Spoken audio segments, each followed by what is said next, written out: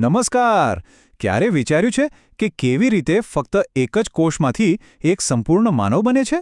આ તો જીવવિજ્ઞાનની સૌથી અદ્ભુત પ્રક્રિયાઓમાંથી એક છે. તો ચાલો આજે આપણે એ જ સફર પર જઈએ, જન્મ સુધીના નવા જીવનના વિકાસની આખી ગાથાને સમજીએ.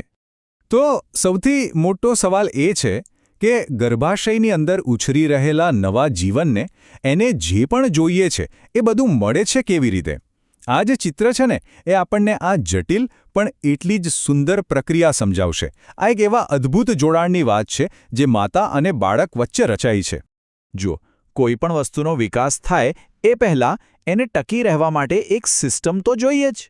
તો આ વિકાસ પામતા બાળક અને માતા વચ્ચે આટલું મહત્વનું કનેક્શન, આ જોડાણ બને છે કેવી રીતે?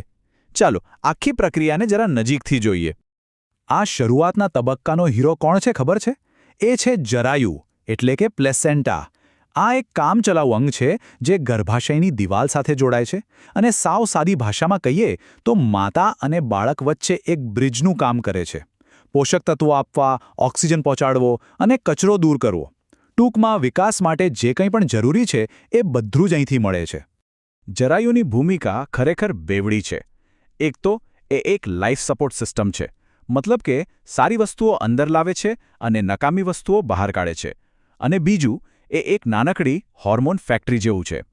એવા જરૂરી હોર્મોન્સ બનાવે છે જે માતાના શરીરને જણાવે છે કે તે ગર્ભવતી છે અને ગર્ભાવસ્થાને ટકાવી રાખવા માટે જરૂરી ફેરફારો કરવા માટે તૈયાર કરે છે. અને આ ચિત્રમાં જુઓ, આ કનેક્શન કેટલું સ્પષ્ટ દેખાય છે. જરાયુ અને ભ્રૂણને જોડતી આ જે દોરી જેવી રચના છે એ છે ગર્ભનાળ. આ જે સુપર હાઈવે છે જે ખાતરી કરે છે કે બાળકને બધું જ પોષણ મળે અને જે પણ કચરો હોય એ બહાર નીકળી જાય. ઓકે, તો કનેક્શન બની ગયું. હવે શું? હવે એકદમ જાદુઈ ઘટના બને છે.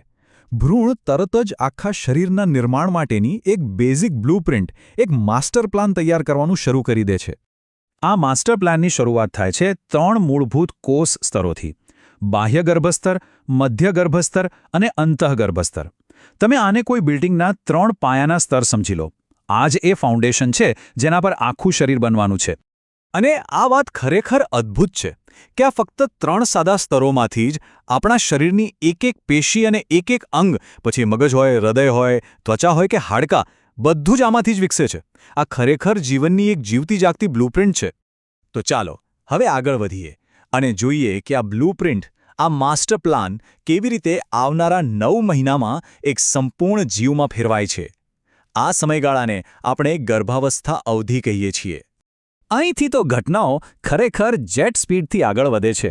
જરા કલ્પના તો કરો, ફક્ત એક જ મહિનામાં એક નાનકડું હૃદય ધબકવા લાગે છે. બીજા મહિના સુધીમાં તો નાની નાની આંગળીઓ અને અંગૂઠા આકાર લેવા માંડે છે. અને 5મા મહિના સુધીમાં તો માતા એ નાની નાની લાતો અને હલચલને અનુભવી શકે છે. આ બધું જ એકદમ ચોક્કસ, આયોજિત ક્રમમાં થાય છે. પણ આટલો જબરદસ્ત વિકાસ કંઈ એમ જ નથી થતો. એની પાછળ હોર્મોન્સનું એક આખું ઓર્કેસ્ટ્રા કામ કરતું હોય છે. માતાના શરીરમાં આ બધા હોર્મોન્સનું લેવલ એકદમ વધી જાય છે અને એ જ ગર્ભના વિકાસ માટે એક પરફેક્ટ વાતાવરણ બનાવે છે.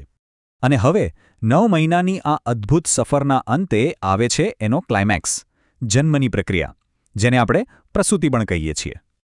પ્રસૂતિ એટલે કે બાળજન્મ એક ખૂબ જ તીવ્ર શારીરિક પ્રક્રિયા છે. ગર્ભાશય, જે એક ખૂબ જ શક્તિશાળી સ્નાયુ છે, એ સંકોચાવાનું શરૂ કરે છે અને ધીમે ધીમે પણ મજબૂતાઈથી બાળકને આ દુનિયામાં આવવા માટે ધકેલે છે. અને અહીંયા એકદમ આશ્ચર્યજનક વાત સામે આવે છે. તમને શું લાગે છે, આ પ્રક્રિયા કોણ શરૂ કરતું હશે? માતાનું શરીર?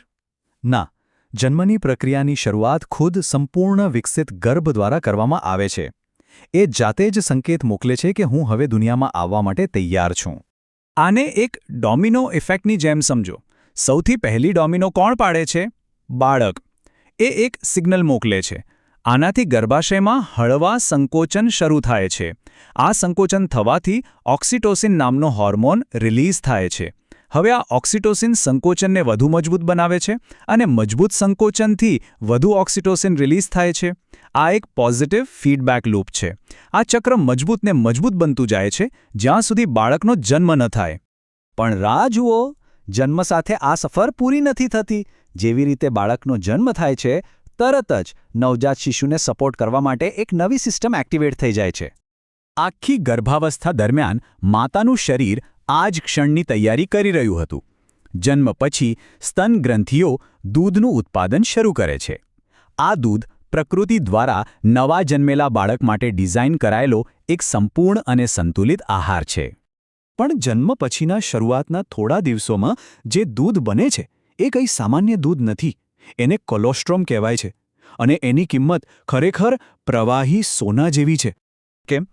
કારણ કે કોલોસ્ટ્રમ માત્ર ખોરાક નથી, એક રક્ષણાત્મક કવચ છે. એ માતાની એન્ટીબોડીઝથી ભરપૂર હોય છે જે બાળકને એના જીવનના સૌથી નાજુક શરૂઆતના દિવસોમાં ચેપ સામે રક્ષણ આપે છે.